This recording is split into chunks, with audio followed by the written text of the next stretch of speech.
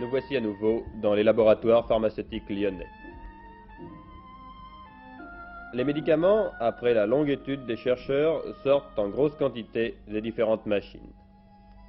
Tout au long de cette fabrication, depuis les matières premières jusqu'aux produits finis, prêts à être administrés aux malades, s'exerce le contrôle, ou plutôt les contrôles. Il s'agit avec ces comprimés ou ces ampoules de soigner les gens et même souvent de leur sauver la vie. Aucune erreur n'est permise. Dans leur laboratoire, les spécialistes chargés du contrôle, et ils sont très nombreux dans chaque usine, ne quittent jamais les yeux le médicament. Mais voyons de plus près, dans la pratique, comment se fait le contrôle. Il est exercé par le prélèvement des échantillons au magasin et par des analyses à tous les stades de la fabrication, de manière à ce que rien ne puisse échapper au contrôle. Le laboratoire, en fait, fonctionne comme un poste de douane. Oui, dans toutes les opérations, le laboratoire établit une fiche de contrôle qui suit le médicament, soit au cours de la fabrication, soit au cours de son emballage. Par conséquent, le produit ne peut sortir qu'avec le visa du laboratoire.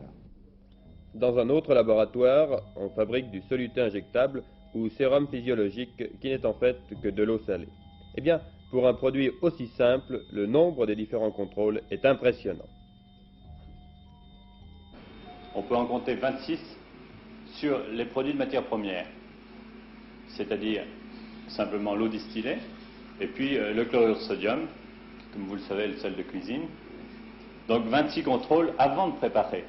Ensuite, commencent des contrôles en cours de fabrication, qui sont aussi nombreux, et des contrôles de produits terminés, des tests très longs.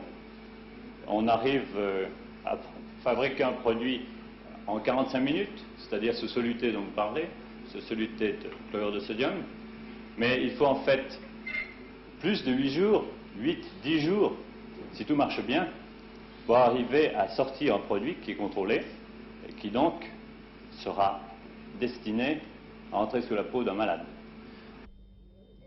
Vous avez sans doute remarqué sur chaque boîte de médicaments, sur chaque étiquette de flacon, un numéro. Ces quelques chiffres représentent la somme de travail du laboratoire de contrôle. Grâce à eux, on peut retrouver très rapidement l'histoire du médicament, toutes les analyses qu'il a subies avant d'être envoyé chez votre pharmacien. C'est en quelque sorte la garantie de la qualité du produit. Nous avons vu que l'industrie pharmaceutique nécessitait l'emploi d'un personnel nombreux et surtout très qualifié. L'emploi aussi de machines complexes et coûteuses. Mais il ne faut pas oublier d'autres agents très importants sans lesquels beaucoup de médicaments ne sauraient être fabriqués. Il s'agit bien sûr des animaux, de toutes sortes d'animaux dont les services sont essentiels. La fabrication du vaccin contre la poliomyélite suppose l'utilisation de nombreux singes. Environ 50 singes par semaine permettent la fabrication et le contrôle du vaccin qui est utilisé environ dans 80% de la population enfantine française. D'autre part, nous citerons, et cela a une valeur historique, le cas du sérum antitétanique qui est fabriqué sur chevaux.